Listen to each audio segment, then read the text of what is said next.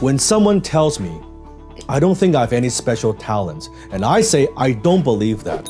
I believe you are born with greatness. I believe that you have unique talent within you. I believe every one of us is born with a reason, that you could bring something unique to the world that no one else could do. You just have to find it. You have to nurture it. You have to grow it.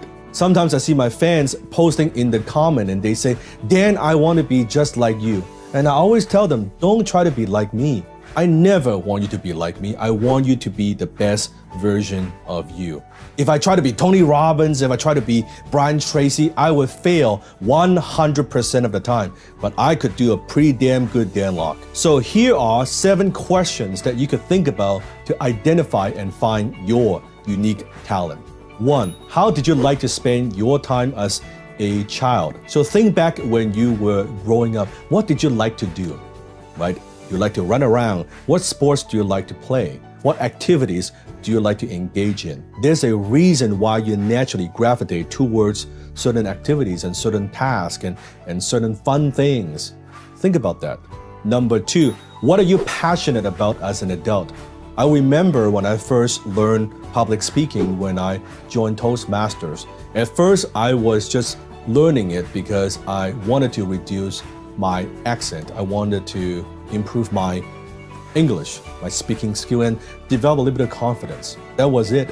But as I learn more, as I observe more, as I watch other speakers, I developed a passion for it. That I found that, you know what, I could share my story, I could share my message, and that would bring me a lot of good emotions, a lot of good feelings. And I developed a passion for it over time, being able to speak, being able to train, being able to speak to a large groups of people. So that's how I discovered my passion. Number 3, what do people compliment you on the most? You see, sometimes we are good at something, we don't think about it. And in Toastmasters, one of the things that you get is feedback from your club members. And I remember that people would give me feedback on those forums and I would read them and they would say that, hey, Dan, you are a natural speaker. I'm like, natural? There's nothing natural about what I do at all. It's just hard work, right? And when I get enough compliments, when I get enough validations in some way, I recognize, you know what, maybe there is something special here that I could further develop. And that's how I got the idea. And number 4, what are you naturally good at? What are you naturally good at? Because sometimes we are good at something and that becomes unconscious competence that we believe and we think everybody is good at that. It's so easy for you, it must be easy for everybody. Well, that's simply not true. There's a reason why you're naturally good at it. Maybe it's your DNA, maybe it's the way you think about things, maybe the way you problem solve, right? You see things differently from most people. There could be your talent. Question number 5, what do you find easy that is hard for others? Ties into question number 4. So take some time to think about it. What do you find that is very easy for you, but very hard for others? Question number 6, what activities make you lose track of time? And no, it cannot be binge watching on Netflix or playing video games. That's not what I'm talking about. It has to be an activity that adds value to other people's lives. It has to be an activity that helps other people.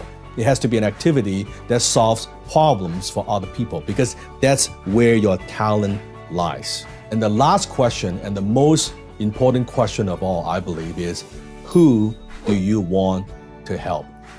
Who do you want to help? Who do you want to impact? If you've got nothing that you love as a child, and there's nothing that you feel passionate about as an adult, and no one compliments you on anything, and there's no activity that you engage in that makes you lose track of time, well, then we've got a problem. What it means is you have been conditioned to be average. You've been conditioned for mediocrity. You've been conditioned in such an environment that greatness is not cherished, it's not celebrated. And if that's the case, what do you do? I know that will be a question that a lot of my fans will ask. I want to give you one simple action that you could take, and that is to learn martial art. Through martial art, I learned about myself. As Bruce Lee said, all knowledge ultimately is self-knowledge. Through that, you learn discipline. Through martial art, you learn focus. Doesn't matter what martial art, I would suggest an Asian martial art because they teach you the philosophy as well as the fighting aspect of it. It teaches you about yourself. It is a very, very powerful self-discovery process beyond than just a form of exercise. And that's what I've learned, and that's what has helped me.